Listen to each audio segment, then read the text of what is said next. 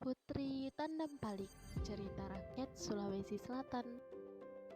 Jauh di masa lalu, di Sulawesi Selatan, berdirilah Kerajaan Luhu, sebuah kerajaan yang subur dan makmur. Seluruh rakyatnya hidup dalam kecukupan. Hal ini dikarenakan raja mereka yaitu Datuk Luhu adalah seorang raja yang arif dan bijaksana. Tak hanya kerajaan yang makmur, Datuk Luhu juga dikaruniakan seorang putri yang cantik. Ia adalah Putri Tandampalik. Berita kecantikan Putri Tandampalik telah tersebar ke seluruh pelosok negeri. Suatu ketika datanglah utusan Raja Bone. Para utusan ini berlayar menggunakan kapal yang besar. Setelah berhari-hari berlayar, akhirnya mereka pun sampai di kerajaan Luhu. Salam hormat, hamba adalah utusan Raja Bone.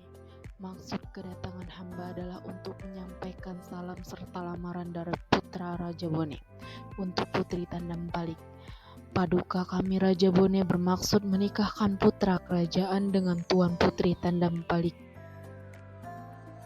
Luhu berpikir sejenak. Hukum adat dahulu tidak memperbolehkan putri menikah dengan pemuda dari negeri lain. Namun, jika ia menolak pinangan ini, dia khawatir akan terjadi peperangan dengan kerajaan Bone. Wahai utusan, perlu kalian ketahui bahwa di kerajaan Luhu ini berlaku sebuah hukum adat. Seorang putri Luhu tidak boleh menikah dengan pemuda dari negara lain. Untuk itu, tolong sampaikan kepada raja kalian supaya aku diberi waktu beberapa hari untuk memikirkan lamaran tersebut. Setelah mendengar perkataan dari Datuk Luhu tersebut, utusan dari kerajaan Bone pun langsung pamit pulang.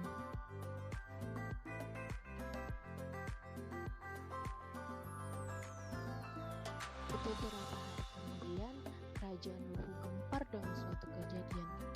Putri Tandampalik berteriak, "Ah!"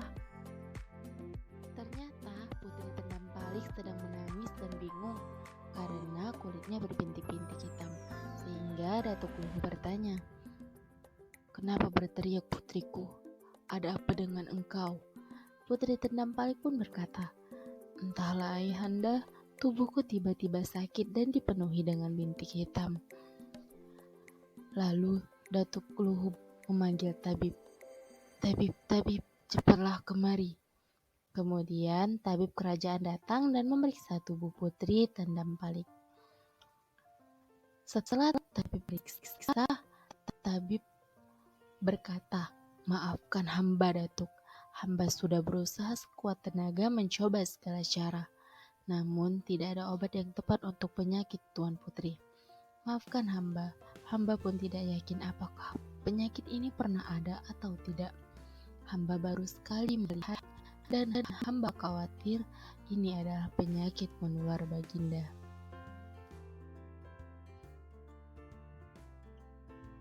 Malam itu, Datuk Luhu pun berbincang kembali bersama Putri Tandampalik mengenai penyakit tersebut. "Putriku, ayah telah menimbang-nimbang sebelum penyakit ini menular, dan demi keselamatan seluruh rakyat di negeri ini, relakah engkau jika ayah mengasingkanmu ke daerah lain? Namun sebelum engkau pergi, bawalah ini sebagai tanda bahwa ayah tidak melupakanmu. Ini adalah keris pusaka kerajaan, jagalah dengan baik-baik." "Jika itu adalah jalan yang terbaik, aku menerima keputusan ayahanda. Baik ayah, akan aku simpan dengan baik-baik keris pusaka ini. Aku tahu bahwa ayah melakukan ini demi rakyat, dan aku juga percaya ayah sangat sayang padaku."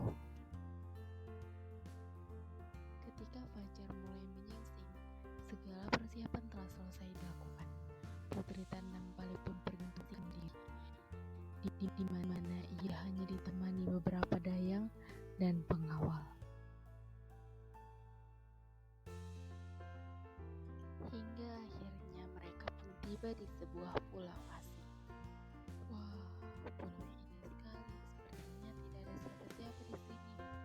Lihatlah, aku menemukan buah wajo. Dayang dan pengawal cobalah buah wajo ini. Sepertinya enak sekali. Nah, aku akan memberi nama pulau ini dengan Pulau Wajo, karena buah wajo ini seperti menyambut kedatangan kita. Mereka bertiga akhirnya pun mendirikan rumah di dekat Pulau Wajo tersebut dan hidup mandiri serta kesederhanaan. Hingga tak terasa hampir setahun mereka berada di Pulau Wajo. Pagi, siang, dan malam mereka bersama-sama.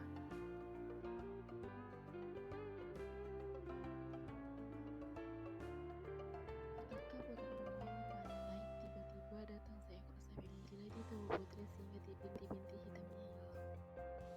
Setelah melihat keajaiban yang luar biasa tadi, Putri Tandampali pun membawa sapi itu pulang dengan berpesan kepada Dayang dan pengawal untuk merawat sapi ini dengan baik karena dia telah menyembuhkan penyakit Putri Tandampali, di mana mereka tidak boleh menyembelih hewan tersebut. Lalu beberapa hari kemudian Pulau Wajo kedatangan beberapa pemburu.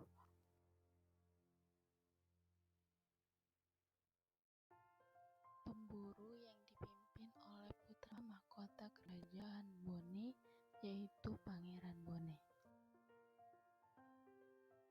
Karena terlalu asik berburu, pangeran tersesat di dalam hutan sendirian. Hingga malam tiba, sang pangeran belum menemukan jalan keluar dari hutan tersebut. Setelah lama berjalan di hutan, akhirnya pangeran menemukan pondok milik Putri Tandampali. Ia pun langsung mengetuk pintu pondok itu. "Hai gadis, aku tersesat dan kebetulan aku menemukan pondok ini. Aku harap kamu mampu membantuku. Aku harus segera kembali ke pantai." "Silakan masuk, Tuan. Istirahatlah sebentar. Nanti akan kami antar Tuan ke tepi pantai." Sang pangeran pun menerima tawaran Tuan Putri. Ia pun masuk ke dalam pondok itu untuk beristirahat sejenak. Keesokan harinya, "Perkenalkan, aku adalah Pangeran Bone." "Oh, Anda adalah Pangeran Bone. Maafkan jika kami semalam kurang sopan kepada Anda." "Tidak, terima kasih sudah membantuku. Siapa namamu? Kenapa engkau ada di pulau terpencil ini?" "Saya adalah Putri Tandampali dari Luwu.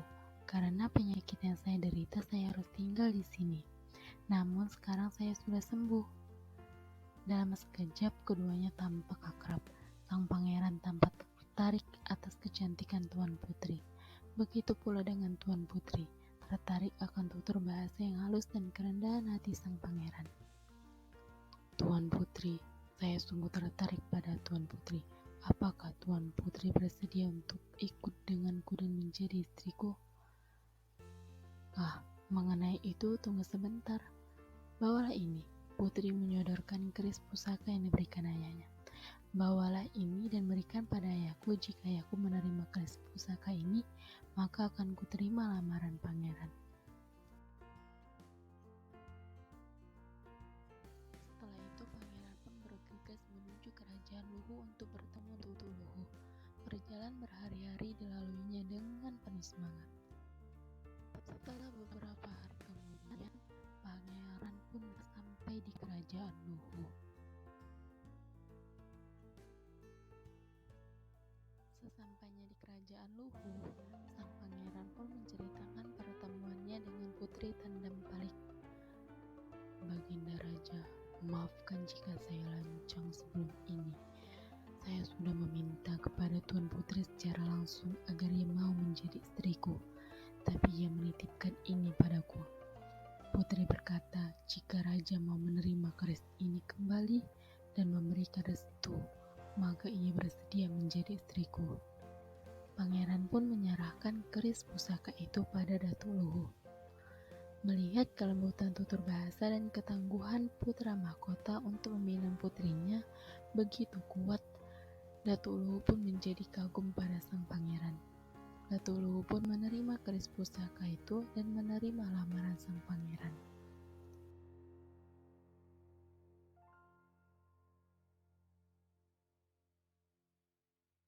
Selanjutnya, Raja dan Pangeran berlayar menuju Pulau Wajo untuk menjemput Putri Tandam-Palik. Setelah berhari-hari berlayar, mereka pun akhirnya sampai dan bercakap-cakap dengan Putri Tandam-Palik.